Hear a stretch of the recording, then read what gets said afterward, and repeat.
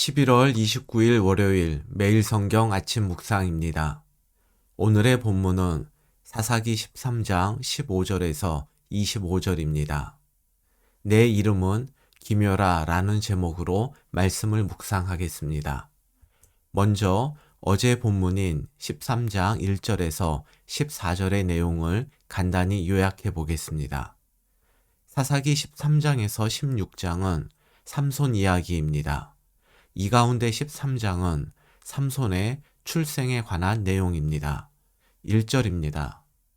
이스라엘 자손이 다시 여호와의 목전에 악을 행하였으므로 여호와께서 그들을 40년 동안 블레셋 사람의 손에 넘겨주시니라. 계속되는 이스라엘의 악행에 하나님은 이스라엘을 40년간 블레셋의 압제 아래 두셨습니다. 40년은 지금까지 이방 민족의 압제 중에서 가장 긴 기간이었습니다. 이것은 이스라엘의 악행이 시간이 갈수록 더 심각했음을 의미합니다. 삼손이 죽을 때까지도 이스라엘은 블레셋의 압제에서 벗어나지 못했습니다. 따라서 블레셋의 40년 압제 기간에는 삼손이 사사로 활동한 20년이 포함되어 있습니다.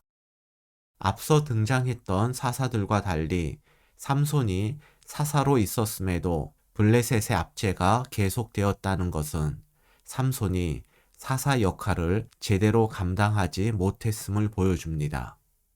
1절에 이스라엘의 악행과 블레셋의 40년 압제가 나오지만 이스라엘의 부르짖음은 보이지 않습니다. 이것은 이스라엘이 이방의 압제에 이제 익숙해졌고 오히려 그 압제를 당연한 것으로 여기며 살았음을 의미합니다. 2절과 3절을 보면 이러한 시대적 배경 속에 성경은 소라 땅 단 지파의 마노아라는 가정을 주목합니다. 마노아의 아내는 아기를 낳지 못했는데 어느 날 여호와의 사자가 나타나서 임신과 출산을 예고했습니다. 4절과 5절입니다. 여호와의 사자는 앞으로 태어날 아기가 평생 나시린으로 살 것이고 블레셋으로부터 이스라엘을 구원하기 시작할 것이라고 알렸습니다. 즉 삼손은 이스라엘을 구원할 사사가 될 것입니다. 하나님은 이스라엘이 부르짖지 않았음에도 불구하고 한 불임 여성을 통해 이스라엘의 구원을 준비하셨습니다. 이처럼 하나님은 당신의 백성을 사랑하시고 끝까지 책임지시는 분이십니다. 그래서 이러한 하나님을 신뢰하지 않고 헛된 우상을 섬기는 것은 우리의 행동 가운데 가장 어리석은 행동이라 할 수 있습니다. 7절과 8절입니다. 마노아의 아내는 여호와의 사자에게 들은 말을 남편에게 전했으나 마노아는 아내의 말을 믿지 못하고 하나님의 사람을 다시 보내달라고 기도합니다. 하나님은 마노아의 기도를 들으시고 하나님의 사자를 다시 보내셨습니다. 그러나 하나님의 사자는 마노아의 아내에게 나타났고 아내가 남편을 하나님의 사자에게 데려갔습니다. 12절과 13절입니다. 하나님의 사자는 아내의 말이 틀림없음을 확인시켜주고 아이를 어떻게 키워야 할지를 묻는 마노아에게 이미 아내에게 다 말해 주었다고 답합니다. 여기까지가 13장 1절에서 14절까지의 대략적 내용입니다. 이제 오늘 본문을 간단히 살펴보겠습니다. 첫 번째 단락의 제목은 마노아와 여호와의 사자입니다. 15절과 16절입니다. 마노아가 여호와의 사자에게 말하되 구하옵나니 당신은 우리에게 머물러서 우리가 당신을 위하여 염소 새끼 하나를 준비하게 하소서 하니 여호와의 사자가 마노아에게 이르되 내가 비록 나를 머물게 하나 내가 내 음식을 먹지 아니하리라. 번제를 준비하려거든 마땅히 여호와께 드릴지니라 하니 이는 그가 여호와의 사자인 줄을 마노아가 알지 못함이었더라. 마노아는 여호와의 사자에게 염소 새끼를 준비할 것이니 더 머물러 달라고 요청합니다. 그런데 여호와의 사자는 머무르기는 하겠지만 음식은 먹지 않겠다고 말합니다. 그리고 번제를 드리려면 여호와께 드리라고 말합니다.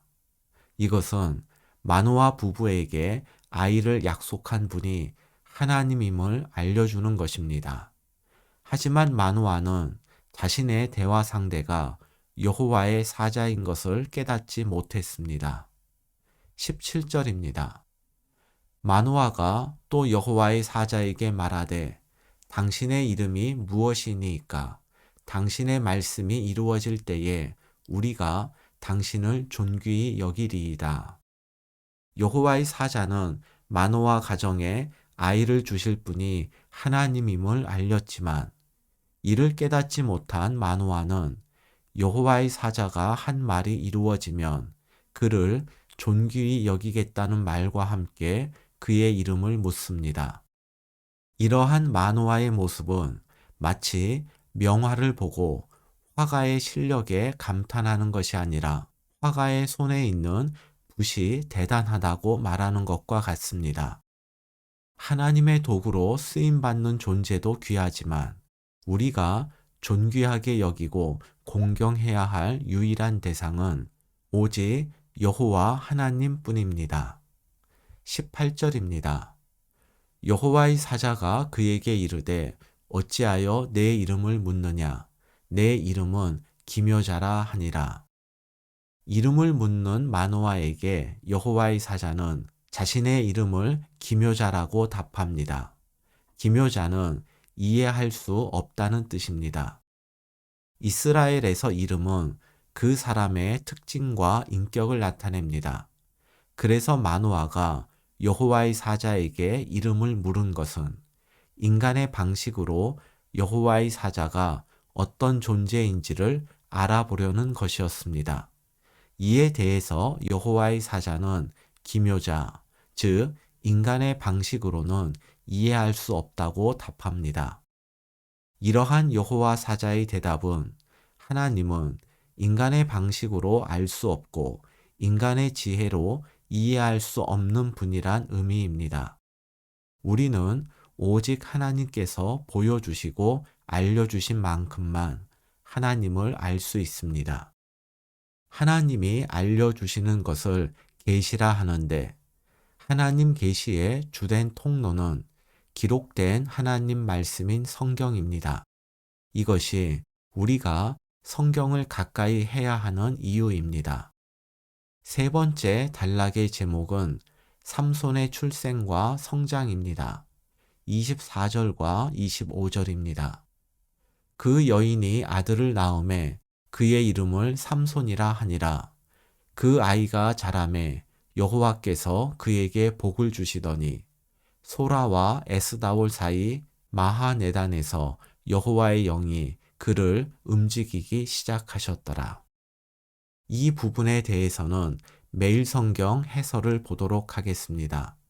24절과 25절에 대한 매일 성경 해설입니다.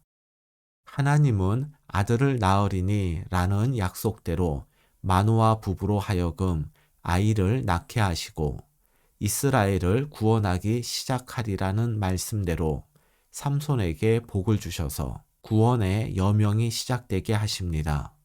죄와 압제에 빠져 있으면서도 구원을 요청할 줄 모르고 거짓 평안에 취해 미동도 하지 않는 이스라엘을 위해 하나님의 영으로 삼손을 붙잡아 움직이기 시작하십니다.